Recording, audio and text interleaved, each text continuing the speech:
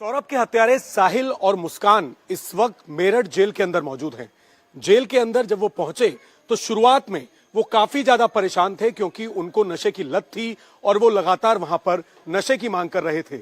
इसके बाद उनका मेडिकल चेकअप कराया गया और डॉक्टर्स ने उनका नशा किस तरीके से छुड़ाया जाए इस तरीके की उनकी दवाएं शुरू की।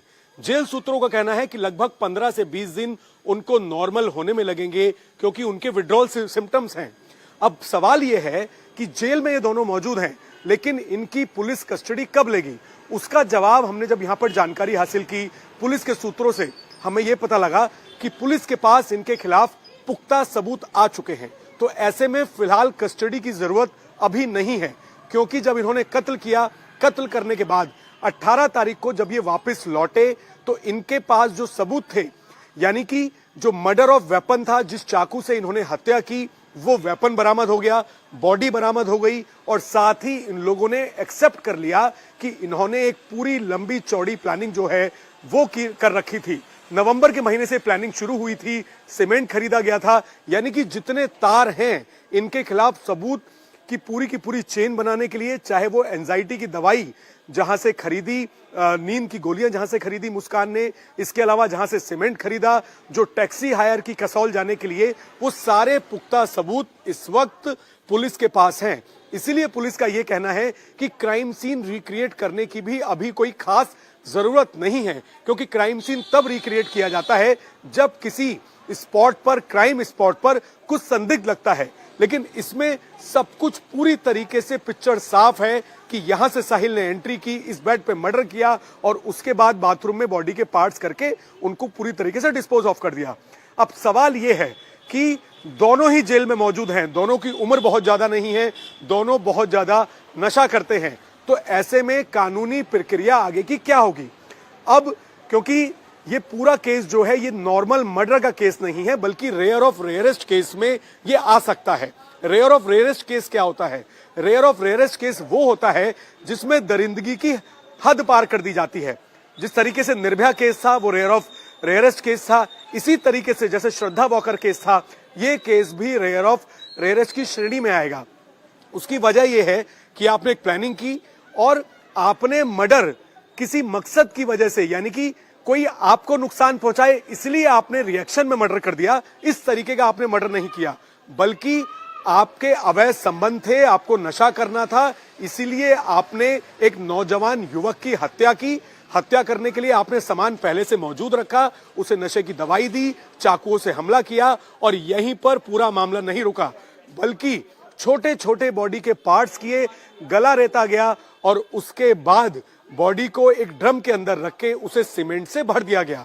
और उसके बाद भी आधी बॉडी को साहिल का जो दूसरा, जहां पर साहिल रहता था, उस घर के अंदर लाकर कुछ बॉडी को छिपाया, फिर वहां पर नशा किया और अगले दिन ये लोग कसौल निकल गए। अब रेयर ऑफ रेयरेस्ट केस में अगर हम सजा के प्रावधान की बात करें तो ऐसे केस में फांसी की सजा मुमकिन हो सकती है।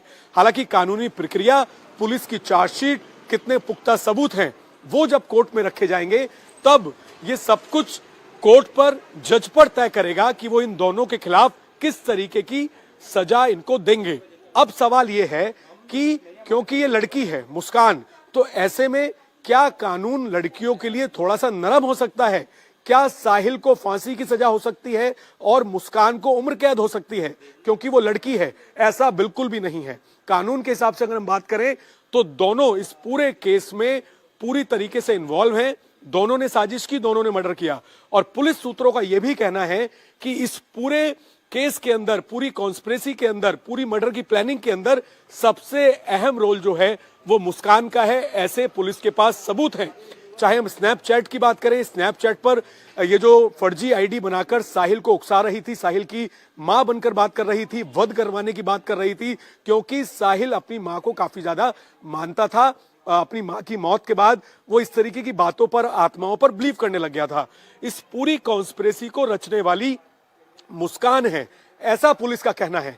तो अगर इस तरीके के सबूत, बैंक अकाउंट ट्रांजैक्शन, स्नैपचैट के सबूत, ये सब कुछ कोर्ट में देंगे तो ऐसा आसान नहीं है कि मुस्कान, क्योंकि महिला है और उसकी एक छोटी बच्ची है, तो ऐसे में कानून उसके लिए थोड़ा नरम हो सकता है। दोनों ही केस में बच्ची छोटी है। फिलहाल जो 2.5 साल की बच्ची है वो अपनी नानी के घर पर मौजूद है, वहीं पर उसकी देखरेख की जा रही है। तो क्या बच्ची होने की वजह से कोई राहत मिलेगी, ऐसा भी कुछ भी तय नहीं है। कानून सबके लिए बराबर है, ऐसे कानून के जानकार कहते हैं। एक बार ये घर मैं आपको दिखा दूं, ये जो घर आप देख रहे हैं ये साहिल का घर है और इसी घर के अंदर इस तरीके की तस्वीरें निकलकर सामने आई थी, जिसमें तस्वीरों के अंदर कुछ भगवान की तस्वीरें, कुछ शैतान की तस्वीरें, उल्लू तंत्र की तस्वीरें इसी घर में थी और इसी घर में कुछ बॉडी पार्ट्स भी लेकर ये लोग पहुंचे हुए थे। क्या बच्ची अपनी मां से मिल सकती है? बिल्कुल इस तरीके का प्रावधान है कि अगर कोई कैदी जेल के अंदर है तो सप्ताह में एक बार उसके परिवार के लोग उससे मिल सकते हैं। मोबाइल पर बात भी की जा सकती है। जेल से जो कैदी होते हैं उनको टेलीफोन करने की इजाजत होती है, उसके लिए कुछ नियम है। अब बात यह है कि इस पूरी की पूरी सजा के अंदर कितना समय लगेगा, क्योंकि ये केस रेयर ऑफ रेयरेस्ट की श्रेणी में है। केस काफी ज्यादा हाईलाइट हो गया है, सबकी नजर इस पर है और इस केस ने दरिंदगी की इंतहा जो है वो भी पूरी तरीके से बयां की है। तो ऐसे में जो कानून के जानकार हैं उनका कहना है कि क्योंकि पुलिस के पास पुख्ता सबूत है, मर्डर ऑफ वेपन है, मोटिव ऑफ मर्डर है और कसौल तक जब ये लोग गए तो पूरी की पूरी एक बैंक अकाउंट की ट्रांजैक्शन है। और सबसे बड़ी बात ये कि अपने पति की हत्या करने के बाद ये लोग जब कसौल गए, वहां पर पार्टी की, तो किसी तरीके का कोई पछतावा, कोई इनके चेहरे पर किसी भी तरीके का कोई खौफ कानून का वो नहीं दिखाई दे रहा है। ऐसी नई नई वीडियो सामने आ रही हैं।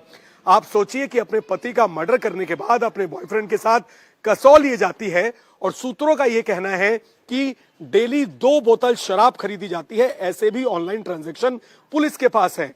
न केवल शराब खरीदते हैं, 14 तारीख की होली है, पति का मर्डर हो जाता है 3 तारीख को और 14 तारीख को जब ये लोग वहां पर होली खेल रहे हैं तो पूरी तरीके से नशे में धुत होकर फ्लोर पर गिर रही है। इस तरीके के वहां पर डांस हो रहा है और फिर वापस आ जाते हैं, क्योंकि इनको ये उम्मीद नहीं थी कि जो ड्राम है उसमें बॉडी पूरी तरीके से गलेगी नहीं और ये लोग पकड़े जाएंगे। लेकिन जब ये वापस आई तो अपनी बच्ची, जब इनकी बच्ची ने बार बार पूछा कि पापा कहाँ हैं, फिर ये अपनी माँ के पास गई और फिर माँ को सब कुछ सच सच इसने बता दिया।